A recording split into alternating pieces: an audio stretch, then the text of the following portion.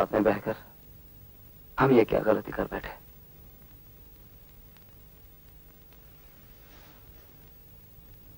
I'm sorry.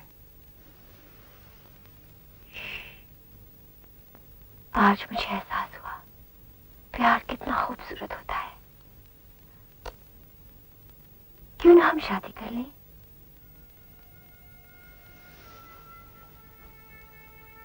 नहीं सपना, तुम्हारे पापा कभी नहीं मानेंगे। तो फिर हम कहीं भाग चलते हैं। तुम्हारी उम्र क्या है? 17 बरस। Oh my God, तुम अभी नाबालिग हो। तुम्हें मालूम है नाबालिग होने का मतलब क्या होता है? तुम अपने माँ बाप की मर्जी के खिलाफ कुछ नहीं कर सकती। फिर तो और कोई रास्ता नहीं है, हमें इंतजार करना पड़ेगा। बस 10 महीने की तो बात है, तब मैं 18 साल की हो जाऊंगी। समझ लो 5 जनवरी 1977 से सपना तुम्हारी हो गई है।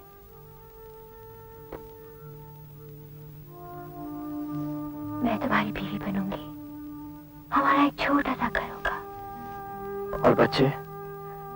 हाँ, तुम्हारा जैसा एक लड़का, नटखट।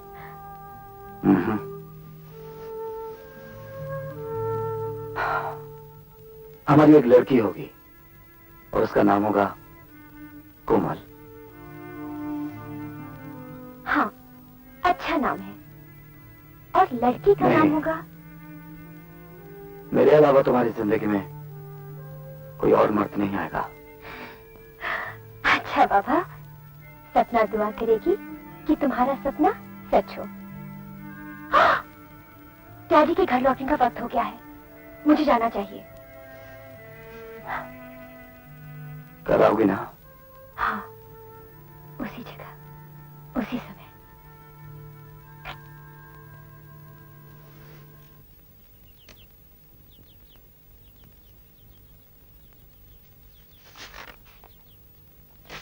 अर्जुन, आज रात को 10 बजे मुझे मंदिर में मिलो।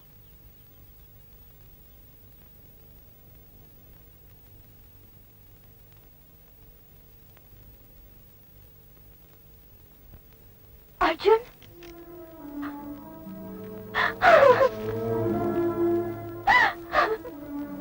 पापा को हमारे बारे में सब कुछ मालूम हो गया है। वो गुस्से में मुझे अमेरिका भेज रहे हैं। कब? कल सुबह की फ्लाइट से। नहीं। हाँ।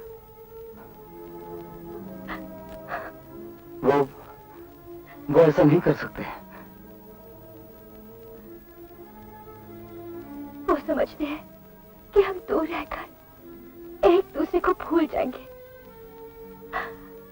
लेकिन हम उन्हें दिखा देंगे कि उनका ख्याल कितना गलत है ना अर्जुन?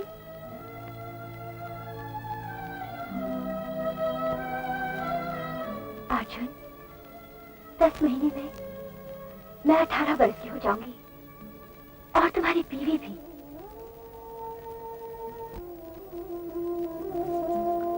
हाँ करूंगा, हर पल, हर लम्हा। और फिर उस दिन तुम मेरे सामने खड़ी होगी, दुल्हन की तरह। तुम्हारे हाथों में मेहंदी रची होगी, मैं तुम्हारी मांग में सिंदूर भरूंगा और अपने बाहों की वरमाला तुम्हें पहनाऊंगा।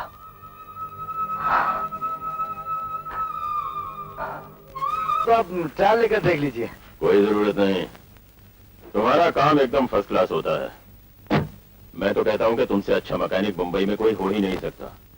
सेठ, अपन अपना गैरेज खोलना मांगता है। Good idea.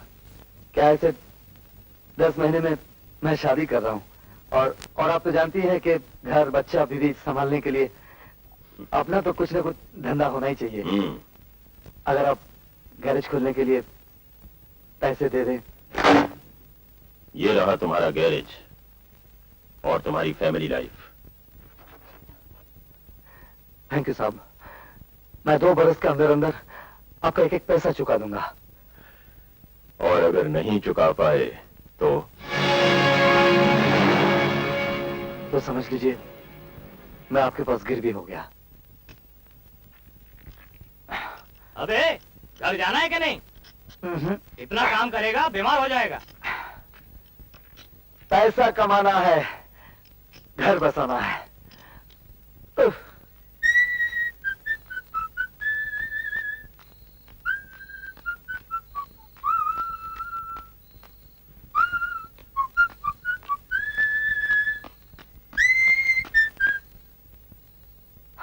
मालती, सपना की चिट्ठी आई है क्या? काश आई होती। मुझे लगता है जरूर कुछ गड़बड़ है, इसीलिए मैं आपके पास आई हूँ। क्या बात है? वो अर्जुन बाबू, अमेरिका में सपना की शादी किसी और से हो रही है। तुम झूठ बोल रही हो। मैंने नारायण साहब को फोन पे अपनी अमेरिका वाली बहन से बातें करते हुए खुद सुना है। वो कह रहे थे कि 1 हफ्ते के अंदर अंदर उसकी शादी कर दो। तुम यहाँ क्यों आए हो? सपना के बारे में बात करने। सपना नहीं, सपना मेम साहब बोलो। वो वापस कब आ रही है? वो वापस नहीं आ रही है, थोड़े ही दिनों में उसकी शादी होने वाली है। नहीं, चल निकल जाए यहाँ से। उसकी मर्जी के खिलाफ उसकी शादी क्यों करा रहे हैं? सपना की शादी उसकी मर्जी से हो रही है। ये झूठ है। सपना मुझसे प्यार करती है, वो किसी और से शादी नहीं कर सकती। तू चाहता है या तुझे निकलवा दूं? मैं ये शादी नहीं होने दूंगा। जाफर! Yes sir. बहुत सही। Yes sir. ये आदमी मुझे धमकी दे रहा है, इसे बाहर निकाल दो। चले चले। अगर मुझसे प्यार करती है सर जी, वो तुम्हारा काम कभी नहीं मानेगी। वो कभी तुम्हारा कहना नहीं मानेगी। वो मेरे सिवा किसी से शादी नहीं करेगी। तुम देख रहे सर जी, तुम देखना, वो मेरे पास जरूर वापस आएगी।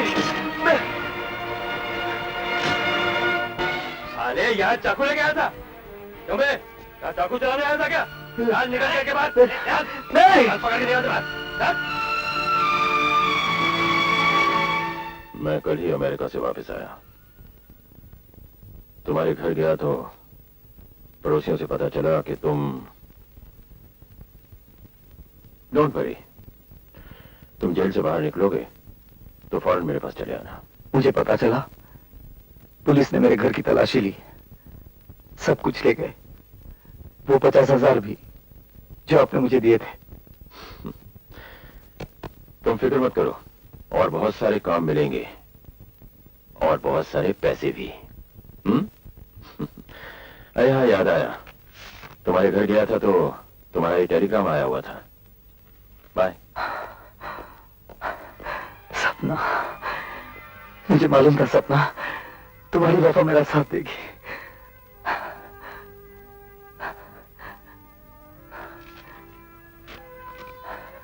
मेरा इंतजार मत करना, मेरी शादी 15 मार्च को है।